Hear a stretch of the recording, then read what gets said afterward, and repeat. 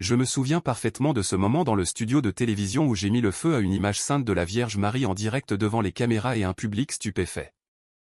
Les flammes ont monté rapidement et j'ai souri, défiant le monde avec mon incrédulité. Mais quelques secondes plus tard, un silence absolu s'est installé. Les lumières ont vacillé. Les gens se sont figés et quelque chose d'inexplicable s'est produit là, changeant le cours de ma vie à jamais. C'était le début d'un voyage qui m'a conduit de la colère à la rédemption grâce à l'intercession aimante de Marie. Je m'appelle Ahmed. J'ai grandi dans une famille musulmane pratiquante ici aux États-Unis, dans une ville animée où les mosquées résonnaient d'appels à la prière mêlés au bruit des rues. Dès mon jeune âge, on m'a appris à suivre rigoureusement les traditions, les prières 5 fois par jour, le jeûne pendant le ramadan et une vision du monde qui considérait le christianisme comme lointain et mal avisé. Mes parents, des immigrants qui ont travaillé dur pour nous offrir une vie meilleure, m'ont inculqué la fierté de notre héritage. Mais en vieillissant, j'ai commencé à tout remettre en question. À l'école, je voyais mes camarades de classe célébrer Noël et Pâques, et cela me troublait. Pourquoi croyaient-ils au miracle et à une vierge qui intercède? Pour moi, cela ressemblait à de vieilles histoires sans fondement dans la réalité. En entrant dans l'adolescence, ma rébellion s'est accrue. Je suis devenu un jeune homme en colère, débattant avec des amis sur la religion dans les cafétérias scolaires. Dieu n'a pas besoin d'intermédiaire, disais-je, faisant écho à ce que j'entendais à la maison. Mais au fond de moi, il y avait un vide, un sentiment que quelque chose manquait dans ma vie. Je me suis jeté dans les études, j'ai obtenu un diplôme en communication à l'université et j'ai commencé à travailler à la radio locale, où ma voix forte et mes opinions tranchées se sont démarquées. Bientôt, je participais à des émissions de débat télévisés, ces émissions de fin de soirée où des experts discutent de tout, de la politique à la fois. Je me positionne comme le sceptique, l'homme qui remet en question les croyances chrétiennes, en particulier la dévotion à la Vierge Marie. Elle n'est qu'une figure historique, je soutenais, pas une intercesseuse divine. Mon ton était sarcastique, et le public adorait ou détestait. Mais d'une manière ou d'une autre, j'ai attiré l'attention. Au fil du temps, cette incrédulité s'est transformée en hostilité. Je voyais les chrétiens comme faibles, s'appuyant sur des prières et des images pour trouver la force. Chez moi, seul dans mon appartement dans une grande ville américaine, je passais des nuits à lire des livres athées, à regarder des documentaires qui démystifiaient les miracles. Mais plus je le rejetais, plus je devenais mal à l'aise.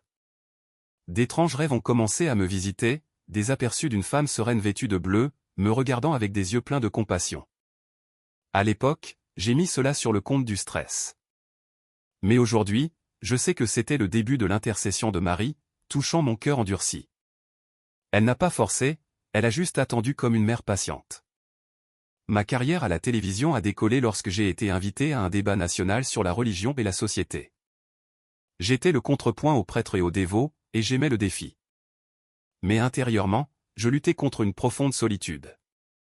Les relations échouaient. Les amis se détournaient de mon amertume, et je me sentais perdu dans un monde de bruit constant.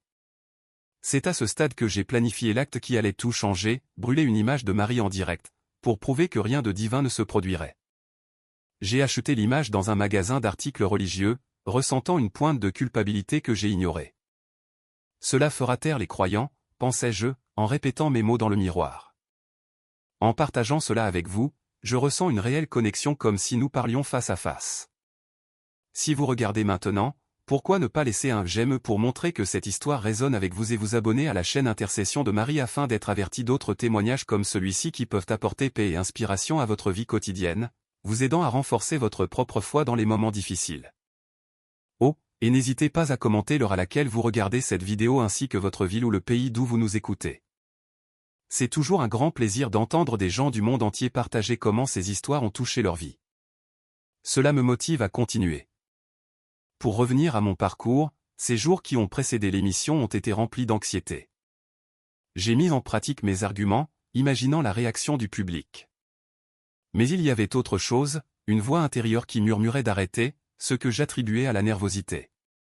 Aujourd'hui, je comprends que c'était Marie, intercédant subtilement, essayant de me protéger de moi-même. Sa présence est comme ceci, non invasive, mais persistante, offrant l'espoir même aux plus incrédules. Je ne l'ai pas vue à l'époque, mais ma vie était sur le point d'être bouleversée. En grandissant aux États-Unis, j'avais accès à tout, à l'éducation, aux opportunités, mais spirituellement, j'étais pauvre. Mes parents m'ont élevé pour être fort, indépendant, mais sans la douceur de la foi mariale. Je voyais des fidèles prier le chapelet dans les parcs ou les églises, et je ricanerais intérieurement. Pourquoi dépendre d'une mère céleste? Il s'interrogeait. Mais le vide persistait. Au travail, je me suis fait remarquer pour être controversé, et cela a conduit à plus d'invitations. Un producteur m'a dit, votre public est de l'or. Les gens adorent vous détester. Cela a nourri mon ego, mais pas mon esprit. À l'approche du jour du débat, je ressentais un mélange d'excitation et de doute. J'ai répété le moment de l'incendie, en m'assurant qu'il était dramatique. J'ai acheté un briquet, je l'ai testé à la maison. Mais une nuit, seul à regarder la photo, j'ai ressenti un frisson. Ses yeux semblaient vivants, pleins de tristesse. J'ai secoué la tête en riant de moi-même. Superstition, ai-je murmuré. Cependant, cette image est restée dans mon esprit, plantant la graine de la transformation. Mon enfance a été marquée par des routines strictes, l'école, la mosquée, les leçons à la maison. Mes frères ont suivi le chemin, mais je l'ai remis en question. Pourquoi ne pouvons-nous pas célébrer comme tout le monde? Il a demandé. Mes parents ont répondu patiemment, mais je me suis rebellé. À l'université, j'ai étudié le journalisme, attiré par le pouvoir des mots. Là, j'ai débattu avec des étudiants chrétiens, perfectionnant mes compétences. Après avoir obtenu mon diplôme, je suis entré dans le monde des médias, commençant comme assistant dans une station locale. Rapidement, je suis devenu débatteur invité, mais le succès n'a pas comblé le trou. J'ai fréquenté des filles avec désinvolture, mais rien n'a duré. Mes amis m'ont traité de cynique. Dans les moments de calme, je méditais sur le but de la vie. Y a-t-il plus que ça? Je me demandais. C'est alors que j'ai décidé de radicaliser mes vues, en devenant un critique virulent du christianisme. J'ai participé à des panels sur l'athéisme, gagnant un public en ligne. Mais plus j'attaquais, plus je me sentais isolé.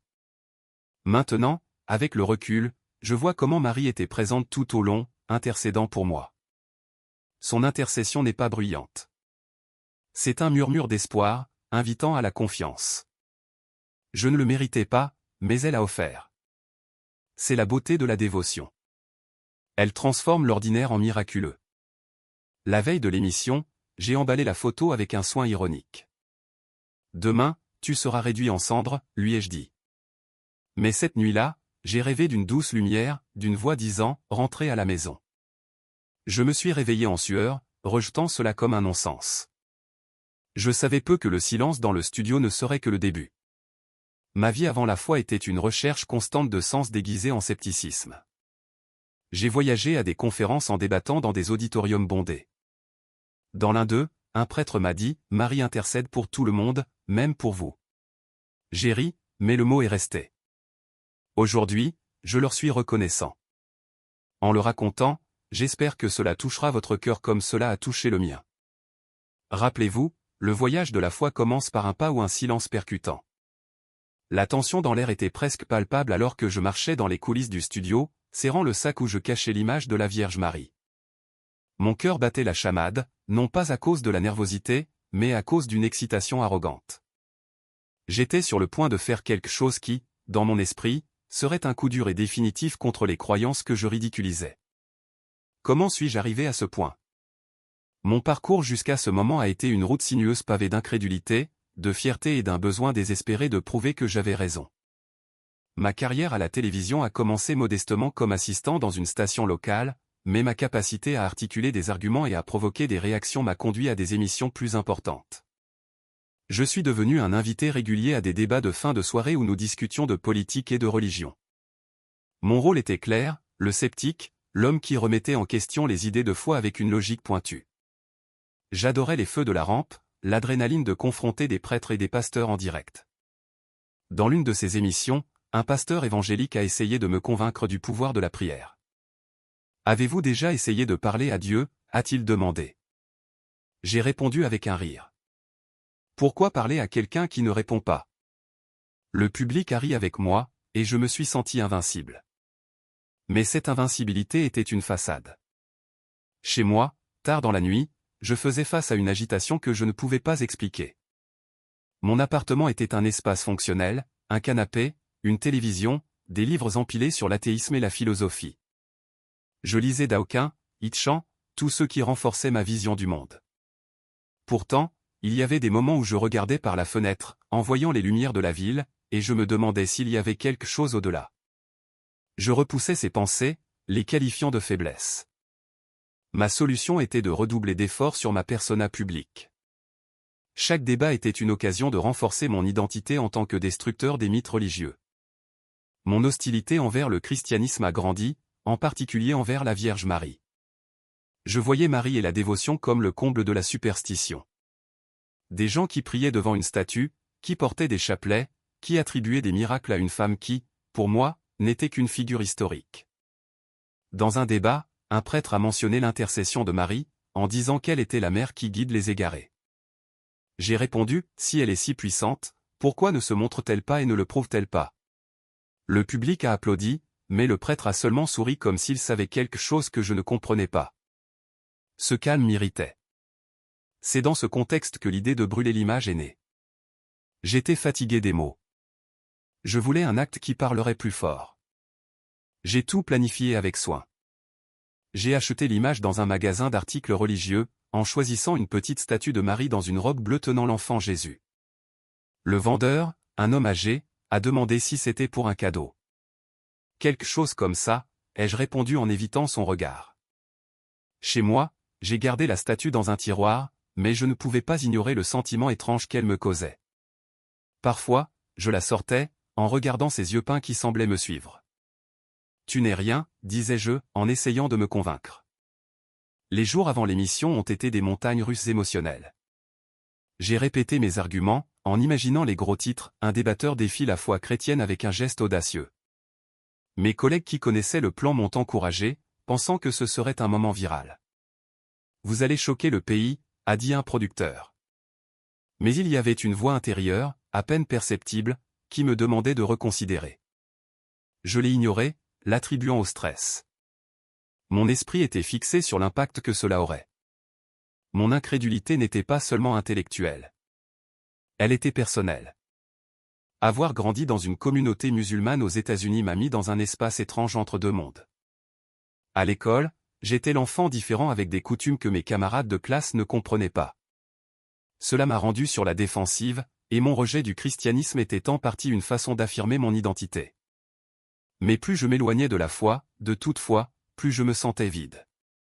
J'ai fréquenté des filles, j'ai traîné avec des amis, mais rien n'a rempli le trou.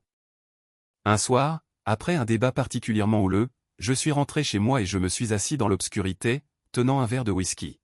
« Est-ce tout ?» ai-je demandé au vide. La décision de brûler l'image venait d'un endroit de colère et de désespoir. Je voulais choquer. Oui, mais je voulais aussi une réponse, n'importe quelle réponse de l'univers. Si Dieu existait, si Marie était réelle, qu'il le prouve. Je me souviens avoir planifié le moment dans le studio, en imaginant les caméras capturant chaque seconde. Je prendrais la statue cachée, la révélerais au bon moment, allumerais le briquet. Regardez, il ne se passe rien, dirais-je, alors que les flammes consumaient l'image. Ce serait le point culminant de ma croisade contre la foi. Les répétitions pour l'émission ont été intenses. Je rencontrais les producteurs pour discuter du format du débat. Ils voulaient de la controverse, et j'ai livré.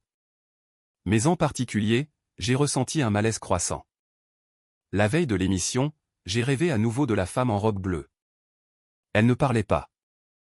Elle me regardait juste avec une tristesse qui coupait. Je me suis réveillé avec le cœur battant, me disant que ce n'était que mon esprit qui jouait avec moi. « Tu es plus fort que ça », ai-je murmuré, essayant de reprendre confiance en moi. Ma routine cette semaine-là était chaotique, réunion, script, interview. Mais dans les moments de silence, je pensais à la statue dans mon sac. Pourquoi hésitais-je à la toucher? Pourquoi ressentais-je un poids chaque fois que je la voyais? J'ai rejeté ces sensations comme de la nervosité, mais quelque chose de plus grand était en jeu. L'intercession de Marie, bien que je ne le sache pas à l'époque, commençait déjà à agir sur moi, comme une mère qui guide un enfant têtu vers la maison. Le jour de l'émission, je me suis réveillé tôt, en révisant mes répliques. J'étais calme à l'extérieur, mais à l'intérieur, une tempête. J'ai pris le sac avec la statue, sentant son poids comme s'il portait un secret dangereux. En allant au studio, j'ai croisé une petite église où j'ai vu des gens entrer avec des chapelets à la main. Pendant une seconde, j'ai pensé à entrer, mais j'ai ri à cette idée. Tu es Ahmed le sceptique, me suis-je dit. Il n'y a pas de place pour la faiblesse. En arrivant au studio, j'ai été accueilli par l'équipe avec enthousiasme. Aujourd'hui va être historique, a dit le présentateur en me serrant la main. J'ai souri, mais mon estomac s'est tordu. Alors que je me préparais dans les coulisses, en ajustant le microphone, j'ai regardé dans le sac où la statue était cachée. Ma main tremblait légèrement, mais je me suis convaincu que c'était de l'excitation. La scène était prête, les lumières brillaient, le public attendait. J'étais à quelques minutes de tout changer, mais pas de la façon dont je l'imaginais. Le studio était vibrant, avec des lumières brillantes et le murmure du public remplissant l'air. J'étais au centre de la scène, des microphones attachés à ma chemise, le sac avec la statue de Marie à côté de moi. L'animateur, un homme à la voix grave et au charisme répété, a échauffé le public avec des questions provocatrices sur la foi et le scepticisme. Mon adversaire dans le débat, un prêtre d'âge moyen aux yeux doux, semblait calme, presque comme s'il savait ce qui allait se passer. Moi, en revanche, je sentais une énergie électrique parcourir mes veines, un mélange d'arrogance et d'anticipation. C'était le moment que je planifiais depuis des semaines, l'acte qui, dans mon esprit, prouverait une fois pour toutes que la dévotion à la Vierge Marie n'était qu'une illusion. Le débat a commencé comme d'habitude, arguments rapides, réponses tranchantes. J'ai attaqué avec ma logique pointue, remettant en question les miracles et l'idée d'intercession divine. Pourquoi avons-nous besoin d'une figure comme Marie? Ai-je demandé, ma voix résonnant dans tout le studio. Si Dieu est tout-puissant, pourquoi dépendre d'une femme pour lui parler? Le public a réagi avec des applaudissements et des murmures, certains étant d'accord, d'autres choqués. Le prêtre a répondu calmement, parlant du rôle de Marie en tant que mère spirituelle, mais je n'ai pas écouté. Mon esprit était fixé sur ce qui allait suivre.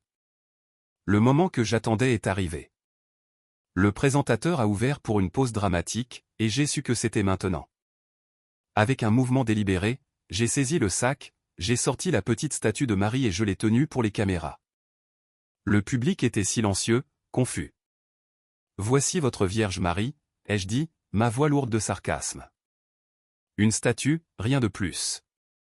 Voyons si elle fait quelque chose pour vous maintenant. J'ai sorti le briquet de ma poche, j'ai allumé la flamme et je l'ai approché de la base de la statue. Les flammes ont commencé à lécher le manteau bleu, et l'odeur de plastique brûlé a envahi l'air. J'ai ri en regardant le public. Regardez, il ne se passe rien. Mais alors quelque chose a changé. Le studio, qui quelques instants auparavant avait été rempli de bruit, de chuchotements, de tout, du bourdonnement des caméras, était complètement silencieux. Ce n'était pas un silence ordinaire. Il était lourd, presque surnaturel. Les lumières du studio ont vacillé comme si un courant électrique avait faibli. Le présentateur s'est figé, le prêtre a baissé la tête et le public a semblé paralysé. J'ai senti un frisson me parcourir l'échine, et pendant un instant, mon rire est mort dans ma gorge. La statue brûlait toujours, mais les yeux peints de Marie semblaient vivants, fixés sur moi. Ce n'était pas de la colère que j'y voyais, mais une profonde tristesse, comme si j'avais blessé quelqu'un qui m'aimait. Je ne comprenais pas ce qui se passait. Mon esprit rationnel criait que ce n'était qu'une coïncidence, les lumières tombent en panne, les gens sont choqués. Mais mon cœur battait la chamade de manière incontrôlable, et un sentiment que je n'avais jamais ressenti auparavant m'a enveloppé. C'était comme si une présence invisible était dans le studio, ne jugeant pas, mais regardant. Ma main tremblait alors que je tenais la statue en feu, et sans réfléchir, je l'ai laissée tomber sur le sol. Un assistant s'est précipité pour éteindre le feu, et le chaos a éclaté dans les coulisses. L'animateur a essayé de reprendre le contrôle, en annonçant une pause publicitaire, mais je pouvais à peine l'entendre. Mes yeux étaient fixés sur la statue carbonisée, maintenant une masse informe sur le sol. Quand j'ai quitté la scène, mes jambes étaient faibles. Dans les coulisses, l'équipe me regardait avec un mélange de choc et de désapprobation. « Vous êtes allé trop loin, Ahmed », a dit le producteur en secouant la tête. J'ai essayé de répondre avec mon arrogance habituelle, mais les mots ne sont pas venus. Quelque chose avait changé en moi, même si je ne voulais pas l'admettre. Dans la loge, je me suis assis seul, fixant mon reflet dans le miroir. Ma respiration était lourde, et ma poitrine me faisait mal, comme si un poids invisible m'écrasait. Qu'est-ce que c'était que ça, ai-je marmonné en essayant de rationaliser. Mais au fond de moi, je savais que ce silence n'était pas commun. C'était comme si le temps lui-même s'était arrêté, comme si Marie avait d'une manière ou d'une autre répondu à mon défi. Ce soir-là, je suis retourné à mon appartement en taxi, le silence du studio résonnant toujours dans ma tête. J'essayais de me convaincre que tout n'était qu'une réaction excessive du public, un problème technique. Mais quand je me suis couché, je n'ai pas pu dormir. J'ai fermé les yeux, et l'image de Marie avec ses yeux tristes est revenue à mon esprit. Ce n'était pas la statue brûlée que je voyais mais la figure de mes rêves, la femme en robe bleue qui me regardait avec compassion. Pour la première fois, j'ai ressenti de la peur, non pas de la punition, mais de quelque chose de plus grand, quelque chose que je ne pouvais pas expliquer. J'ai allumé la télévision, essayant de me distraire, mais les nouvelles parlaient déjà de l'incident. Un débatteur provoque une controverse en brûlant une image religieuse en direct, pouvait-on lire en titre. Mon téléphone portable vibrait avec des messages d'amis et de collègues, certains me félicitant d'oser, d'autres me condamnant, mais je n'ai répondu à personne. Je me suis assis sur le canapé, tenant ma tête entre mes mains, essayant de comprendre ce qui s'était passé. Cette présence dans le studio, était-ce réel, ou était-ce mon esprit submergé par le stress qui créait des illusions? Pendant les quelques jours suivants, j'ai évité de quitter la maison. L'incident est devenu viral sur les médias sociaux, et je recevais des messages de haine et de soutien à parts égales. Mais ce qui me dérangeait le plus n'était pas la réaction du public. C'était ce sentiment qui restait avec moi. J'essayais de reprendre ma routine, en préparant des arguments pour le prochain débat. Mais quelque chose était différent. Je sortais mon cahier, et au lieu d'écrire, je fixais la page blanche. Un soir, j'ai ouvert le tiroir où je gardais certaines choses de l'émission, et j'ai trouvé un chapelet que quelqu'un avait laissé dans le studio. Je l'ai tenu, confus, ne sachant pas pourquoi je ne l'avais pas jeté. Ma vie, qui autrefois semblait si certaine, était maintenant en morceaux. Je remettais tout en question, mon incrédulité, ma colère, mon but. Pour la première fois, j'ai envisagé que peut-être il y avait quelque chose au-delà de ce que je pouvais voir ou prouver. Ce silence dans le studio n'était pas seulement un moment. C'était un appel. Marie, dont je me suis moqué, semblait être là, non pas pour me punir, mais pour m'offrir une chance de changer. Je n'étais pas prêt à l'accepter, mais je ne pouvais pas non plus l'ignorer. Alors que j'essayais de tout traiter, j'ai commencé à remarquer des signes subtils autour de moi. Un voisin âgé qui me saluait toujours avec un sourire a laissé une petite médaille de Marie sur le pas de ma porte sans explication. Je l'ai gardée, ne sachant pas pourquoi. Au travail, mes collègues évitaient de parler de l'incident, mais je pouvais sentir leur regard. Mon arrogance, qui était autrefois mon armure, semblait maintenant fragile. Je voulais redevenir le Ahmed confiant, mais quelque chose à l'intérieur de moi se fissurait. Ce moment dans le studio n'était pas la fin de mon histoire, mais le début de quelque chose de nouveau. Je ne savais pas où j'allais, mais une chose était claire, l'intercession de Marie, dont je me suis moqué, commençait à me rattraper. Et même si je luttais contre cela, une partie de moi voulait savoir ce qui allait se passer ensuite. Le trajet de retour depuis le studio m'a semblé interminable, les lumières de la ville défilant devant la vitre du taxi comme des traînées de jugement. Mes mains tremblaient encore. Le souvenir de ce silence pesant dans le studio s'accrochant à moi comme une ombre. La statue brûlée de Marie, sa forme fondue gravée dans mon esprit, semblait me regarder à chaque fois que je fermais les yeux. Je me disais que ce n'était que l'adrénaline, le choc du moment, mais au fond de moi, je savais que quelque chose de profond s'était produit. Ce silence n'était pas juste un problème technique ou un public stupéfait. C'était quelque chose de plus grand, quelque chose qui a ébranlé le cœur de mon incrédulité. De retour dans mon appartement, je me suis effondré sur le canapé, le poids dans ma poitrine devenant de plus en plus lourd. La télévision diffusait encore des informations sur l'incident, des experts débattant si mon acte était une déclaration audacieuse ou un coup de pub imprudent. Je l'ai mis en sourdine, incapable de supporter le bruit. Mon téléphone n'arrêtait pas de s'allumer avec des notifications, des messages en colère d'étrangers, des éloges de sceptiques et le silence des quelques amis qui me restaient. J'avais envie de hausser les épaules, de retomber dans ma vieille bravade, mais je ne pouvais pas. Ce moment dans le studio avait fissuré quelque chose à l'intérieur de moi, et je ne savais pas comment le remettre en ordre. Le sommeil n'est pas venu cette nuit-là. Je suis resté allongé dans mon lit, fixant le plafond, en revoyant la scène encore et encore, les flammes, le silence, la façon dont le prêtre a baissé la tête comme en prière. Et ses yeux, les yeux de Marie, peints sur cette statue, mais d'une certaine manière vivants, remplis d'une tristesse qui transperçait mon cynisme. J'ai essayé de rire de ça, de me dire que c'était la culpabilité ou l'épuisement qui me jouait des tours. Mais quand je me suis finalement assoupi dans un sommeil agité, elle était de nouveau là. Dans mon rêve, la femme en robe bleue se tenait devant moi, sa présence calme mais indéniable. Elle ne parlait pas, mais son regard me retenait comme si elle demandait « Pourquoi fuis-tu » Je me suis réveillé en sursaut, le cœur battant, la pièce sombre, à l'exception de la faible lueur d'un lampadaire à l'extérieur. Les jours suivants ont été flous. J'ai appelé pour me dire malade, en évitant la station de télévision et les retombées inévitables. Mon producteur a laissé des messages vocaux, certains furieux, d'autres m'exhortant à capitaliser sur la controverse. Cela pourrait faire votre carrière, a-t-il dit. Mais je ne voulais pas d'une carrière construite sur ce moment. Pour la première fois, j'ai eu honte, non pas de l'acte lui-même, mais du vide qu'il révélait en moi. J'avais brûlé une image pour prouver quelque chose, mais qu'avais-je prouvé? Que j'étais en colère? Que j'étais perdu? Je n'avais pas de réponse, et cela me terrifiait. J'ai essayé de me distraire avec le travail, en me plongeant dans la recherche pour mon prochain débat. Mais chaque article, chaque livre me semblait creux. Je me suis retrouvé à fixer le chapelet que j'avais ramassé au studio, maintenant assis sur ma table basse.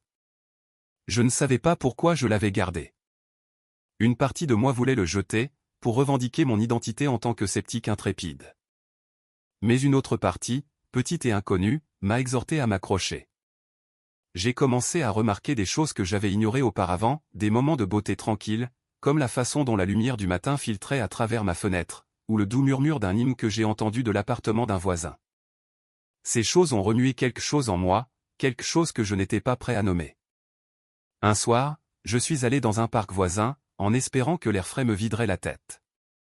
Je me suis assis sur un banc, en regardant les familles et les coureurs passer. En face de la rue se trouvait une petite église catholique, ses portes ouvertes, ses lumières se déversant dans le crépuscule. J'ai vu une femme âgée entrer, serrant un chapelet, son visage serein. Pendant un instant, j'ai envié sa paix.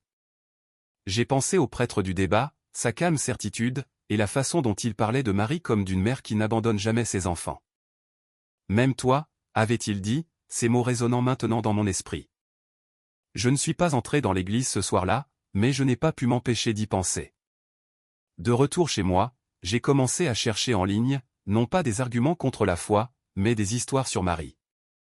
J'ai lu des histoires d'apparitions, Lourdes, Fatima, Guadalupe, des récits de personnes qui affirmaient qu'elle leur était apparue, leur offrant des conseils et de l'espoir. J'ai ricané au début, mais les histoires ont persisté. Ce n'étaient pas seulement des contes de miracles. Elles parlaient de transformation, de personnes comme moi, têtues et brisées, qui trouvaient leur chemin. Je ne croyais pas encore, mais j'étais curieux. Et cette curiosité ressemblait à une fissure dans mon armure. Mes rêves sont devenus plus vifs. Dans un rêve, je me tenais dans un champ, et Marie était là, tendant ses mains. « Viens » a-t-elle dit, sa voix douce mais claire. Je voulais courir, mais mes pieds ne bougeaient pas. Quand je me suis réveillé, mes joues étaient mouillées de larmes que je ne me souvenais pas avoir versées. Je n'ai parlé à personne de ces rêves. Ils me semblaient trop personnels, trop crus. Mais ils me changeaient lentement, comme l'eau usant une pierre. J'ai commencé à remettre en question tout ce que je pensais savoir. Mon athéisme, autrefois une marque de fierté, me semblait maintenant une cage. J'avais passé des années à construire des murs autour de mon cœur, mais ce silence dans le studio les avait démolis. J'ai commencé à me demander si l'intercession de Marie était réelle, pas une solution magique, mais une douce invitation à quelque chose de plus grand. Je n'étais pas prêt à prier, pas encore. Mais je me suis surpris à murmurer son nom dans le calme de mon appartement, le testant comme un enfant apprenant un nouveau mot. La culpabilité de l'incident ne s'est pas estompée, mais elle a changé. Ce n'était pas seulement de la honte pour ce que j'avais fait. C'était une envie de comprendre pourquoi cela m'avait affecté si profondément. Je me suis souvenu des paroles du prêtre sur le rôle de Marie en tant que pont vers Jésus, une mère qui guide ses enfants vers la maison. Je ne savais pas ce que signifiait la maison, mais je voulais le découvrir. J'ai commencé à lire la Bible, quelque chose dont je m'étais autrefois moqué comme d'un livre de contes de fées. Les histoires de conversion, Paul sur le chemin de Damas, le cœur agité d'Augustin, m'ont frappé fort. Ce n'étaient pas seulement des histoires anciennes.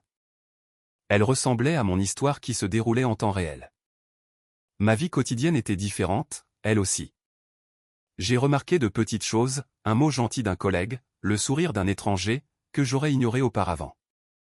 J'ai commencé à voir le monde à travers de nouveaux yeux, comme si la présence de Marie Hadouk